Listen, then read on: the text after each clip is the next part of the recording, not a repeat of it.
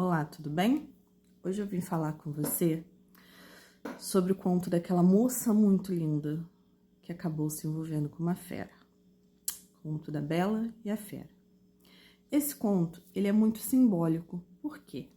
Ele nos permite muitas interpretações psicológicas, principalmente se a gente observar à luz das dinâmicas de relacionamento do desenvolvimento humano. Nós podemos ver a fera, do ponto de vista junguiano, como o nosso lado mais sombrio, o lado mais sombrio da psique humana. Aquilo que é mais primitivo, mais impulsivo, aquilo que a gente rejeita, aquilo que o ego rejeita, aquilo que o consciente rejeita. Em relacionamentos, esse aspecto simboliza traços que muitas vezes evitamos de reconhecer em nós ou nos outros, mas que, quando aceitos e trabalhados, podem levar a uma integração saudável. O conto, ele nos sugere que o amor e a aceitação podem revelar uma humanidade oculta, sob camadas de agressividade ou medo. Muitas vezes, a pessoa, por medo de amar, de se sentir amada, ela acaba sendo agressiva, ela acaba se escondendo, ela acaba afastando as pessoas que a amam. Podemos observar a Bela como uma pessoa que personifica a compaixão, ela personifica a empatia, a capacidade da Bela de ver além das aparências. Ela foi observando a fera na sua essência. A decisão dela de permanecer com a fera, mesmo com medo no início, demonstra a importância da curiosidade e do desejo de compreender o outro. Em relacionamentos, qualquer relacionamento humano, isso reflete a capacidade de enxergar o potencial de crescimento e de transformação da outra pessoa, mesmo que este se apresente como imperfeito. Porque todos nós somos imperfeitos. Nós temos que ter isso bem em mente. Isso tem que ser bem claro pra gente. Que nós não somos perfeitos, assim como o outro também não é. A transformação da fera em príncipe ocorre instantaneamente? Não. Isso reflete a necessidade de paciência, né? Reflete a necessidade do tempo. Esse processo de transformação da fera aconteceu lentamente. E isso pode acontecer no relacionamento de casais, que às vezes enfrentam a fase do monstro interior do outro.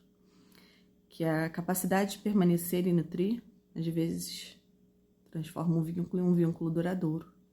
E a capacidade de não permanecer, de não nutrir, vai ser um vínculo passageiro. Não é que a gente tenha que aceitar tudo do outro, jamais. Mas saber entender um pouco também faz parte. O fato de Bela se sacrificar pelo pai, aceitando viver no castelo com aquela fera tão terrível, também remete às dinâmicas familiares, ou seja, a influência das relações parentais nas escolhas românticas. Pode ser a gente interpretar a Bela ao se afastar do pai e enfrentar o desconhecido, simboliza um processo de individualização. Às vezes a gente precisa se afastar das expectativas da nossa família, dos nossos pais, para poder reconhecer a nossa própria identidade. Talvez às vezes o que é um sacrifício, mudar de cidade, mudar de estado, sair da casa dos pais, pode ser um começo de um novo. O medo do desconhecido que apresenta, né, ali, história, é algo que psicologicamente remete aos desafios que todos nós enfrentamos ao entrar em territórios emocionais, em outros relacionamentos, às vezes inesperados. O conto ensina que a aceitação genuína do outro, mesmo em sua feiura, é o primeiro passo para uma conexão autêntica. A Bela e a Fera, o que ela nos mostra? O que ela nos ensina? Ela dá a ideia de que o amor verdadeiro é transformador, tanto para quem ama quanto para quem é amado. Enquanto a fera se torna mais humana ao ser amada, Bela também cresce emocionalmente, aprendendo a olhar além das aparências e lidar com o desconhecido. Não é que a gente é capaz de transformar o outro ou o outro a nos transformar, mas a convivência e a forma com que a gente está disposto a conviver com o outro, aprender com o outro, interagir com o outro, de alguma forma nos transforma.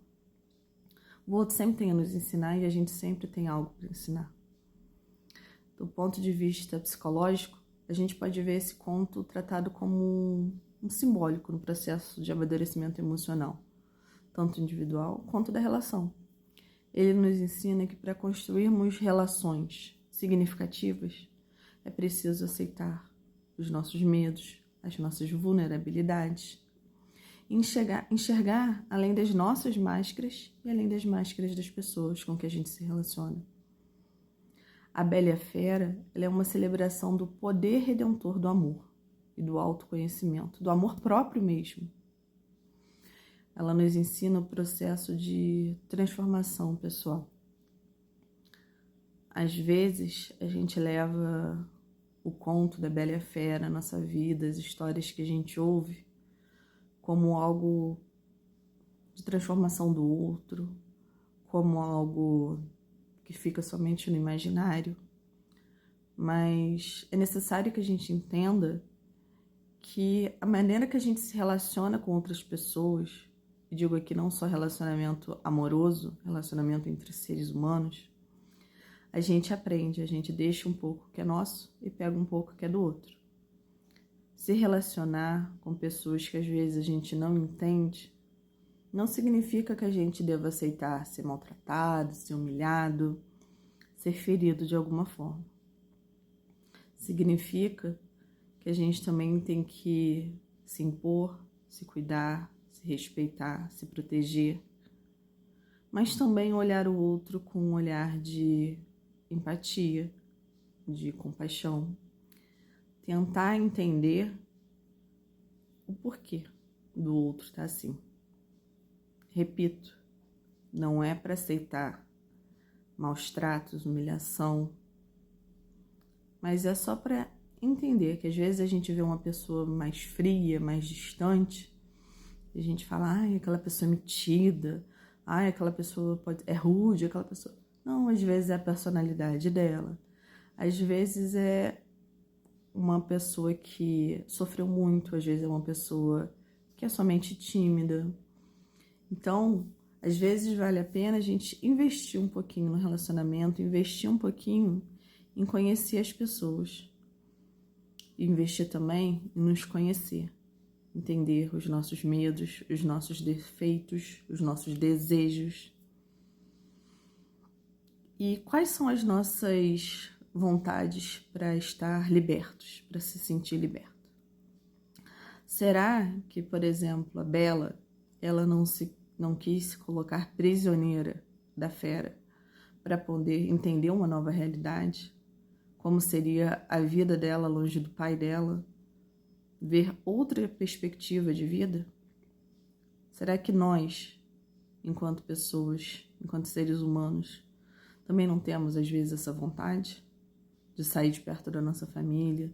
Às vezes passamos, no início por alguns sacrifícios, moramos num lugar que não é tão bom, coisas que não são tão fáceis, mas com a vontade de desbravar, de conhecer um novo, de ser independente, não é verdade? Então, esse conto, ele traz pra gente várias análises, várias coisas que a gente pode observar. Não só o amor romântico da Bela e a Fera, mas a transformação dos dois, a transformação dos dois como casal, a transformação dos dois como pessoa. E lembrando que ninguém transforma ninguém. É a oportunidade que a própria pessoa se dá de se transformar. A gente só muda, a gente se transforma a partir do momento que a gente tem vontade de fazer isso. A partir do momento que a gente se permite conhecer e entregar para o outro um novo, uma nova forma de viver, uma nova forma de olhar. Eu sou a psicóloga Vanessa Seabra e estou aqui para te ajudar.